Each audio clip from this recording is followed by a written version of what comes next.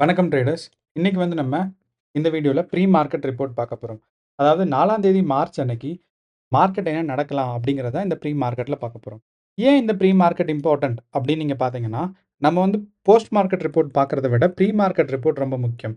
காரணம் என்னென்னா, இந்தியாவோட எக்கானமி அதே மாதிரி இந்தியாவோட மார்க்கெட் யூஎஸ் மார்க்கெட்டை டிபெண்ட் பண்ணியிருக்கு. அதுக்கு ஒரு பெஸ்ட் எக்ஸாம்பிள் நான் உங்களுக்கு காமிக்கிறேன் பாருங்களேன். சப்போஸ் இது சென்சிபிள்ஸுங்கிற சைட்டு. ஸோ இது நான் ப்ரொமோஷனுக்கான சைட் இல்லை.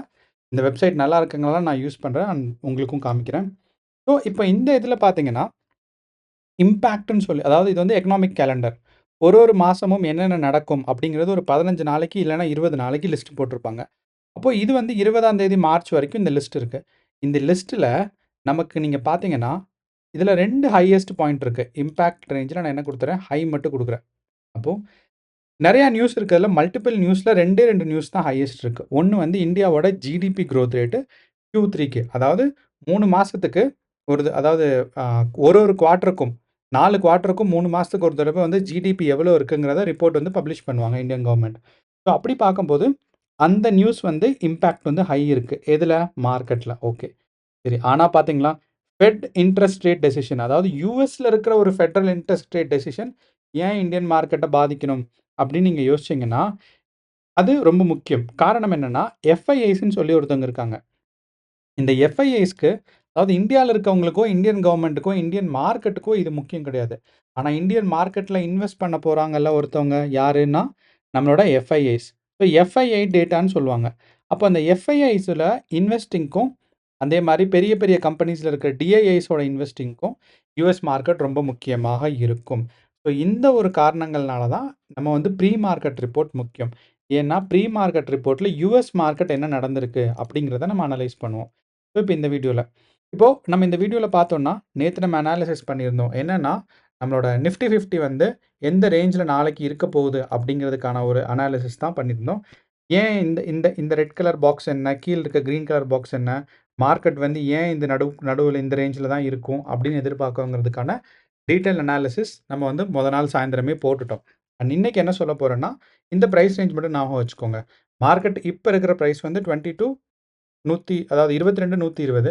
அப்போ இந்த 22,120லேருந்து market down side pull back வந்துச்சுன்னா 22,000 வரைக்கும் வரும். அங்கேருந்து மார்க்கெட் ரிவர்ஸ் ஆகிறதுக்கான வாய்ப்பு இருக்குது. அப்படி ரிவர்ஸ் ஆனாலுமே 22,200 வரைக்கும் தான் போகும். அப்போது இந்த ஒரு 300 பாயிண்ட் 400 பாயிண்ட் தான் பார்த்தீங்கன்னா, எக்ஸாக்டாக பார்த்தா 200 பாயிண்ட். இந்த 200 பாயிண்ட் தான் இன்னைக்கு நிஃப்டி 50ல மூவ்மெண்ட்ஸ்க்கான வாய்ப்பு இருக்குது. இன்கேஸ் மார்க்கெட் ரொம்ப பியரிஷாவோ இல்லை ரொம்ப புல்லிஷாவோ போயிடுச்சு, அதாவது ரொம்ப புல்லிஷாக போயிடுச்சுன்னா மார்க்கெட் இந்த 22,200 தாண்டி மார்க்கெட் அதிகபட்சம் 22,400 வரைக்கும் போகும். அப்போது அதிகபட்சம் புல்லிஷ் நம்ம எக்ஸ்பெக்ட் பண்ணதை விட தாண்டி மேலே போயிடுச்சுன்னா மார்க்கெட் என்ன பண்ணும் அப்படின்னா, இந்த 22,200 கிராஸ் பண்ணி 22,400 வரைக்கும் போகும். ஓகே, நம்ம சொன்ன பியரிஷாக வரும். பியரிஷும் சப்போஸ் இந்த இதை அக்ரெசிவாக இருந்து மார்க்கெட் கிராஸ் ஆயிடுச்சுன்னா 22,000 கிராஸ் பண்ணி நமக்கு பார்த்தீங்கன்னா 21,900, அதை விட்டால் 21,800. ஸோ இந்த 3 ரேஞ்ச் வரதுக்கான தான் சான்ஸ் இருக்குது. அண்ட் இந்த ரேஞ்ச் நமக்கு இங்கே ஒரு பிளாங்க் ஸ்பேஸ் வச்சுருக்கோம் பாருங்கள், இந்த இடத்துல. ஸோ இந்த இடத்துல மார்க்கெட் இருக்கிறதுக்கான வாய்ப்பு தான் நிறையா இருக்குது. ஆனால் ஸோ இதை நம்ம சொல்லிட்டோம். அப்போ யூஎஸ் மார்க்கெட்டில் என்ன பண்ண போகிறோம்னா, ப்ரைஸ் ஆக்ஷன் எப்படி இருக்குங்கிறத தெரிஞ்சுக்க போகிறோம். இப்போ நம்ம அப்படியே யூஎஸ் மார்க்கெட் எடுத்து பார்க்கலாம். S&P 500. அப்போ இந்த S&P 500 நமக்கு நான் சொல்லியிருக்கேன் ஏற்கனவே, யூஎஸ் மார்க்கெட் நம்மளோட நைட்டு 8 மணிக்கு தொடங்கி நைட் 2:30க்கு முடியும்.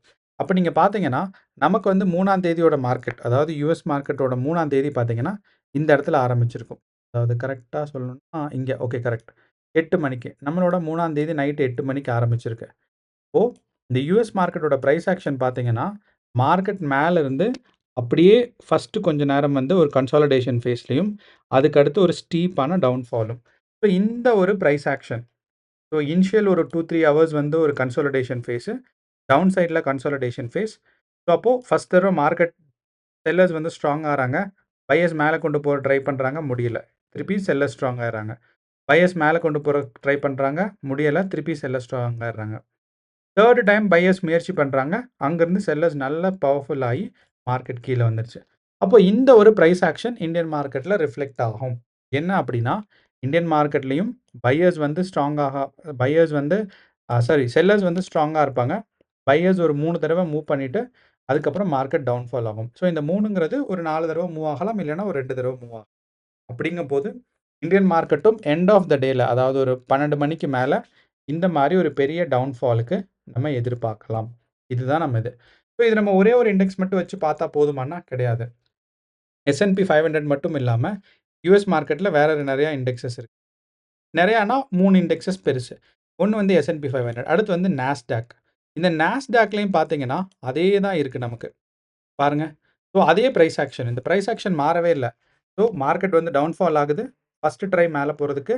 அதுக்கப்புறம் லோவர் லோ திருப்பி அதாவது இது வந்து ஒரு ஹை. அதாவது ஃபர்ஸ்ட் ஒரு ஹை. அடுத்து வந்து ஹையர் ஹை. ஸோ மார்க்கெட் வந்து ஹையர் ஹை போகல. இங்க இருக்க ஹைய மேல கிராஸ் பண்ணி போனா ஹையர் ஹைன்னு சொல்லுவாங்க. ஸோ அப்போ லோவர் லோ போயிருக்கு. அப்படின்னா, இந்த லோவ விட நமக்கு இந்த லோ பெருசா இருக்கு. கீழ வந்திருக்கு பாருங்க. ஸோ இதான் லோவர் லோன்னு சொல்லுவாங்க. அப்போ மார்க்கெட் டவுன் சைட், அதுக்கப்புறம் மேல ஒரு புல் பேக், ஃபர்ஸ்ட் லோ, அதுக்கப்புறம் ஒரு புல் பேக், அப்புறம் ஒரு லோவர் லோ. இதுக்கப்புறம் பாருங்க பிரைஸ் ஆக்ஷன் மார்க்கெட் மேல போக ட்ரை பண்ணுச்சு. அப்போ லோவர் ஹை ஃபார்ம் ஆயிட்டு மார்க்கெட் அப்படியே ஒரு ஃபாலிங் ஃபேஸ்க்கு வந்து அண்ட் யுஎஸ் மார்க்கெட் எவ்வளோ பெர்சன்டேஜ் விழுந்திருக்குன்னு பார்த்தீங்கன்னா, நாஸ்டாக் நமக்கு வந்து ஒரு 3% விழுந்திருக்கு. 1 ஓகே. S&P 500 S&P 500ம் ஒரு 3% ஓகே. 2.5% விழுந்திருக்கு. ஆவரேஜ். அடுத்து முக்கியமானது நமக்கு டவ் ஜோன்ஸ் இண்டஸ்ட்ரியல் ஆவரேஜ். இதெல்லாம் பார்த்தீங்கன்னா, காப்பி பண்ணி பேஸ்ட் பண்ண மாரி இருக்கும். இங்க ஆக்சுவலா பார்த்தீங்கன்னா, நான் நான் வந்து சார்ட்ட மாத்துறேன். ஆனா, நமக்கு பார்க்கும்போது அப்படியே காப்பி பண்ணி பேஸ்ட் பண்ண மாரி இருக்கும். ரொம்ப ரொம்ப சின்ன வித்தியாசங்களோட மட்டும் தான் இருக்கும். இப்போ நீங்க டவ் ஜோன்ஸும் பார்த்தீங்கன்னா, same case. Market down side வந்திருக்கு. First pull back, second pull பேக்லயே கீழ வந்துருச்சு. அப்போ இந்த டவ் ஜோன்ஸ்ல பார்த்தீங்கன்னா, செகண்ட் புல் பேக்லயே கீழ வந்துருச்சு. ஆனா, நமக்கு வந்து நம்மளோட நாஸ்டாக்லயும், S&P 500லயும் 3 தடவ புல் பேக் நடந்திருக்கு. அப்போ இந்த ஒரு பிரைஸ் ஆக்ஷன் நம்ம மார்க்கெட்ல நடக்கிறதுக்கான வாய்ப்பு. இதுதான் நம்ம முக்கியமா தெரிஞ்சுக்கிறது. அப்போ நம்ம ஏற்கனவே நிஃப்டி 50 பார்த்துட்டு இருந்தோம். அப்ப இந்த நிஃப்டி 50ல நம்ம இப்ப இருக்கிற பிரைஸ் ரேஞ்ச் அதாவது இப்ப இருக்கிற பிரைஸ் ரேஞ்ச்ல இருந்து மார்க்கெட் எவ்வளோ தூரம் விழலாம்னா, அதிகபட்சம் 3% விழறதுக்கான வாய்ப்பு இருக்கு. ஒரு ஆவரேஜா நமக்கு ஒரு 2%லேருந்து 1.5% விழறதுக்கு வாய்ப்பு இருக்கு. அப்போ இந்த பிரைஸ் ரேஞ்ச நம்ம நிஃப்டி 50 ஈஸியா நமக்கு இங்க பார்த்தீங்கன்னா தெரியும். சப்போஸ் டவுன்ஃபால் கேப் அப்பே ஓப்பன் ஆகுது. அப்போ கேப் அப் ஓப்பன் ஆகி பார்த்தீங்கன்னா, மார்க்கெட் வந்து விழுந்தாலும் 1% தான் விழுகுது. அப்போ 2% விழுகணும்னா மார்க்கெட் எங்கிருந்து ஓப்பன் ஆகணும்? ஆல்மோஸ்ட் லைக் 1.5%னா இங்கிருந்து டவுன்ஃபால் ஆகி மார்க்கெட் இவ்வளோ தூரம். அப்போ நம்ம இந்த பிரைஸ் ஆக்ஷன் வச்சு பார்க்கும்போது, நமக்கு வந்து பெர்சன்டேஜ் சில நேரங்கள்ல வொர்க் ஆகும். நம்மளோட எல்லா ப்ரீ மார்க்கெட் வீடியோலயும் பார்த்தீங்கன்னா, இது நீங்க யோசிக்கலாம். சப்போஸ் இதான் ஃபர்ஸ்ட் டைம் நீங்க பார்க்குறீங்கன்னா, இந்த பிரைஸ் ஆக்ஷன் வொர்க் ஆகுமான்னா, நீங்க எல்லா ப்ரீ மார்க்கெட் ரிப்போர்ட்டும் எடுத்து பாருங்க. 90% வொர்க் ஆயிருக்கு. அந்த 10% கண்டிப்பா யாருனாலயும் பண்ண முடியாது. நானுமே அந்த 10% பிரெடிக்ட் பண்ற அளவுக்கு வளர்ந்துட்டேன்னா, பெரிய விஷயம். நீங்களும் வளர்ந்துட்டீங்கன்னா, அது ரொம்ப பெரிய விஷயம். எனக்கு தெரிஞ்சு மார்க்கெட் அப்படி யாரும் கண்ட்ரோல் பண்ண முடியாது. அதுதான் ஸ்டாக் மார்க்கெட்டோட மேஜிக். ஒரு 80, 90% நீங்க அத புரிஞ்சுக்கிட்டா போதும். அப்படிங்கிறனால, நம்ம இன்னைக்கு மார்க்கெட் வந்து கேப் அப் எதிர்பார்க்கலாம். ஸோ நீங்க கேப் அப் மார்க்கெட் எதிர்பார்த்தீங்கன்னா, எதுவுமே யோசிக்காம ஒரு ஷார்ட் கால் பண்ணி வச்சா கூட, at the end of the டேல உங்களுக்கு வந்து மார்க்கெட் வந்து ஃப்ளெக்சிபிளா இருக்கும். ஸோ இன்னைக்கு மார்க்கெட் நமக்கு வந்து நிஃப்டி 50 கேப் அப்பா இருக்கிறதுக்கு வாய்ப்பு இருக்கு. அண்ட் மார்க்கெட் வந்து டவுன்ஃபால் ஆகும். ஸோ இந்த டவுன்ஃபால் ஆகுறது 1.5லேருந்து ஒரு 2.5% வந்து 1.5லேருந்து 2.5% மார்க்கெட் கீழ விழறதுக்கு வாய்ப்பு இருக்கு. ஸோ இந்த நிஃப்டி 50யோட ரேஞ்ச் ஞாபகம் வச்சுக்கோங்க.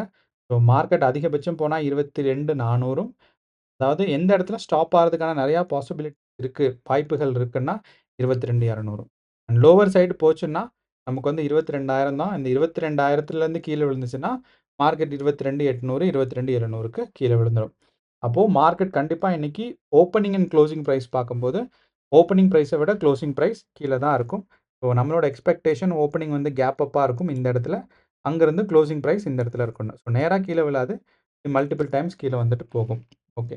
இது நம்ம பேங்க் நிஃப்டில என்ன நடக்கும் அப்படின்னு பார்த்தீங்கன்னா, பேங்க் நிஃப்டில நம்ம ஏற்கனவே ஒரு சப்போர்ட் அண்ட் ரெசிஸ்டன்ஸ் லெவல்ஸ் போட்டு வச்சிருந்தோம். அதோட டீட்டெயில் வீடியோ நமக்கு முன்னாடி குடுத்துருக்கோம். அண்ட் இந்த பேங்க் நிஃப்டில இருக்க மேஜர் சப்போர்ட் அண்ட் ரெசிஸ்டன்ஸ பார்க்கும்போது, ஸோ மார்க்கெட் என்ன ஆகலாம் அப்படின்னா, இங்கிருந்து அதே சமயம் மாரி கேப் அப் ஓப்பன் ஆயி, மார்க்கெட் இந்த ஃபர்ஸ்ட் ரெசிஸ்டன்ஸ் இருக்குல்ல, இந்த 48,150 அத பிரேக் பண்ணி, மார்க்கெட் ஒரு 48,000க்கு வர்றதுக்கான வாய்ப்புகள் இன்னைக்கு நெறையா இருக்கு. ஸோ இத நீங்க புரிஞ்சுக்கலாம். ஸோ நமக்கு இந்தியன் மார்க்கெட் வந்து எனக்கு தெரிஞ்சு 3%, 2.5%லாம் விழாது. ஒரு சதவீதமும் 1.5% விழுறதுக்கான வாய்ப்பு இருக்கு. ஸோ அப்படிங்கும்போது பேங்க் நிஃப்டியும் நீங்க ஒரு கேப் அப்க்கு எக்ஸ்பெக்ட் பண்ணலாம். சப்போஸ் கொஞ்சம் தான் கேப் அப்பா இருக்குன்னா, சீக்கிரமா இந்த 48,150ஓட ரெசிஸ்டன்ஸ தாண்டி திருப்பி 48,000ம் 47,800ம் வரதுக்கான வாய்ப்பு இருக்கு. ஸோ மார்க்கெட் இன்னைக்கு கேப் அப் ஓப்பன் ஆகுறதுக்கான வாய்ப்பு இருக்கு. இருந்தாலும் கவனமா ட்ரேட் பண்ணுங்க. ஸோ உங்களோட அனாலிசிஸையும் யோசிச்சுக்கோங்க. நான் சொல்ற விஷயங்களையும் யோசிச்சுட்டு, உங்களோட அனாலிசிஸையும் யோசிச்சு கேர்ஃபுல்லா மார்க்கெட்ல ட்ரேட் எடுக்கணும். ஏன்னா மார்க்கெட்ல நமக்கு அந்த ஸ்பாட் டெசிஷன் தான் இம்பார்ட்டன்ட். அண்ட் ஸோ நெறைய டெக்னிக்ஸ் நம்ம எல்லா வீடியோஸ்லயும் சொல்லிட்டு இருக்கோம். ஸோ நான் சொல்றது என்னன்னா, பிரைஸ் ஆக்ஷன நம்புங்க. அண்ட் உங்களோட சப்போர்ட்டும் அதாவது உங்களோட ஸ்டாப் லாஸ பெர்ஃபெக்ட்டா வைங்க. மார்க்கெட்ல லாஸ்ன்னா லாஸ். நீங்க சப்போஸ் ஸ்பாட்ல இருந்தாலும் சரி, அதே சமயம் வந்து நீங்க வந்து எஃப்என் அதாவது ஃபியூச்சர்ஸ் அண்ட் ஆப்ஷன்ஸ்ல நீங்க ட்ரேட் பண்றனாலும் சரி, எஃப்என்ஓன்னு சொல்லுவாங்க.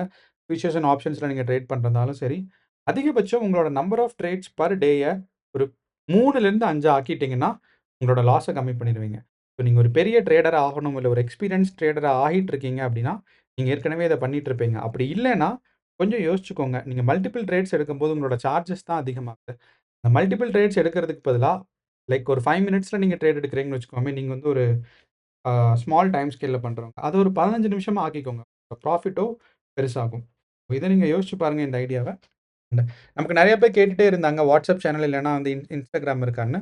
ஸோ நம்ம ஒரு இந்த வீடியோல கீழயே நம்ம ஒரு கியூஆர் கோட் போட்டிருக்கோம். அந்த கியூஆர் கோட் ஸ்கேன் பண்ணீங்கன்னா, நம்மளோட டெலிகிராம் சேனல்ல ஆட் ஆயிரும். அண்ட் நம்ம ஒரு 1 வீக் கழிச்சு டெலிகிராம் சேனல்ல நமக்கு இது ஒரு கம்யூனிட்டி மாரி கிரியேட் பண்ணலாம்.